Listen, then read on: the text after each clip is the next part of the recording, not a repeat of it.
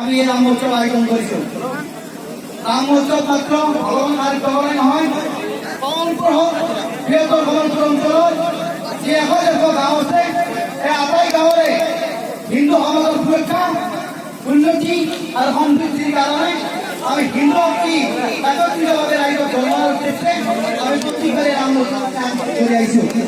এইবাবেও মাননীয় অনিৰণ কলিতা ছাৰ, মাননীয় মনোজ শৰ্মাদেৱ আৰু আমাৰ পল্লৱ মালিকৰ আমি কমিটি গঠন কৰিছিলোঁ। সেই কমিটি আপোনালোকক নিমন্ত্ৰণ জনাইছে আৰু আপোনালোকেও নিজৰ বহু মূল্যৱান সময় আজি খৰচ কৰি